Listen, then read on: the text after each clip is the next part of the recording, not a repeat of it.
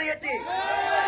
আপনারা যদি মনে করেন 5 তারিখের পরে এত বড় বড় কথা বলার সাহস পান, তাহলে গত 17 বছর আপনাদের এই সাহস কোথায় ছিল? আপনারা সামান্য একটা বালির ট্রাক, সেটাই আপনারা 17 বছর চালাইতে পারে না।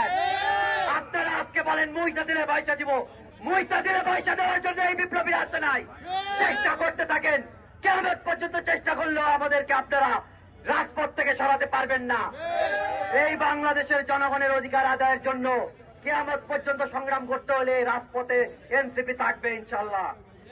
আমরা মনে করি আমাদের দাবি আমরা বাস্তবায়ন করেই ছাড়বো। ইনকিলাব জিন্দাবাদ। আমি বেশি কিছু কথা বলবো না, কয়েকটা কথা আমি পরিষ্কারভাবে আমার দেশবাসী এবং ছাত্র জনতার উদ্দেশ্যে বলে যেতে চাই। এই দেশে আমাদের 24 জুলাইয়ের গণঅভ্যুত্থানের পর এখন আমাদের সাথে এমন এক ষড়যন্ত্র এবং একটি নীল নকশা চলমান রয়েছে, যেটা দেশের সাধারণ জনসাধারণ কোন রকমেই বুঝতে পারছে না। সেটার উদাহরণ হিসেবে আমি শুধুমাত্র একটি বিষয় দিয়ে আমার বক্তব্য উত্থাপন করব। জনাব ইশরাক হোসেনের একটি কথা, সেটি হচ্ছে তিনি বলেছেন এত রকমের কাহিনীর পর তিনি মেয়র ফেয়র এগুলা হইতে চায় না।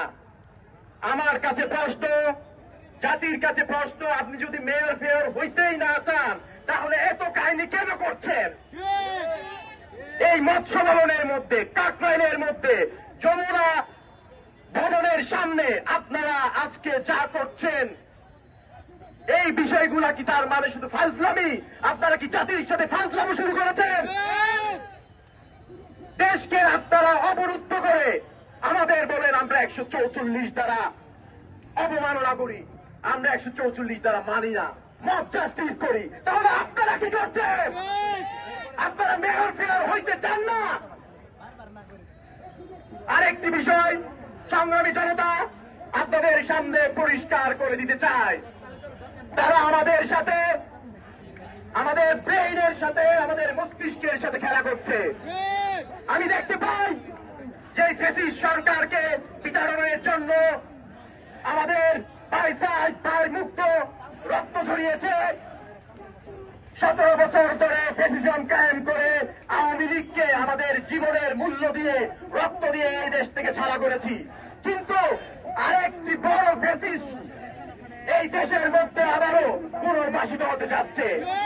তাই দেশবাসীকে আমি আহ্বান জানাবো, আপনারা সবাই সবার জায়গায় সচেতন হন।